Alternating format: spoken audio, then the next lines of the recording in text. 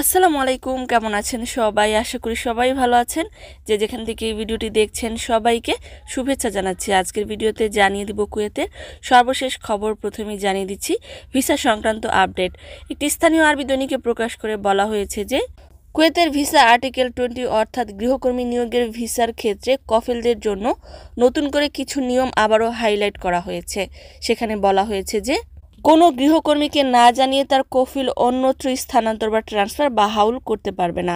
একজন গৃহকর্মী নিয়োগ করলে প্রথম 6 মাস থাকে ওয়ারেন্টি সময়। এই 6 মাস গৃহকর্মীর সকল আপডেট কফিলকে শ্রম মন্ত্রণালয়ে জমা দিতে হবে।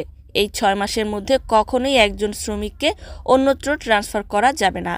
একজন গৃহকর্মীকে ঠিক তার কফিল বা স্পন্সরই নিয়োগ দিতে পারে, তাই কর্তৃপক্ষ কর্তৃক প্রতিষ্ঠিত আদর্শ চুক্তির অধীনে গৃহকর্মী নিয়োগ নিশ্চিত করা হয়েছে কিনা তা অবশ্যই জানাতে হবে।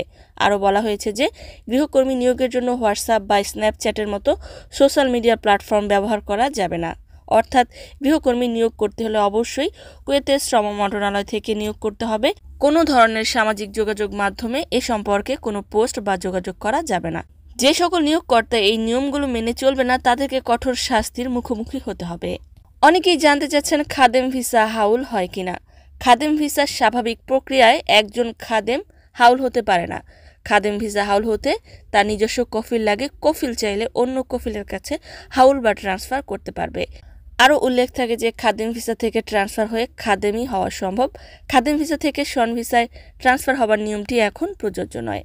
জানিয়ে দিচ্ছি খাদেম ভিসা সম্পর্কিত আরও একটি প্রশ্নের উত্তর। অনেকেই কমেন্ট করেছেন খাদেম ভিসাধারীরা কুয়েত থেকে সফরে গেলে কত মাস থাকতে পারবে। উত্তর হলো যে 20 নম্বর ভিসাধারী অর্থাৎ খাদেম ভিসাধারীরা কুয়েত থেকে স্বাভাবিক নিয়মে 4 মাস থাকতে হবে। 4 মাসের মধ্যে কুয়েতে ফিরে আসতে হবে। 4 মাসের অধিক সময় সফরে কাটাতে হলে যাবার সময় স্বরাষ্ট্র মন্ত্রণালয় থেকে বিশেষ অনুমতি নিয়ে যেতে হবে। আবারও মনে করিয়ে দিচ্ছি একটি গুরুত্বপূর্ণ তথ্য।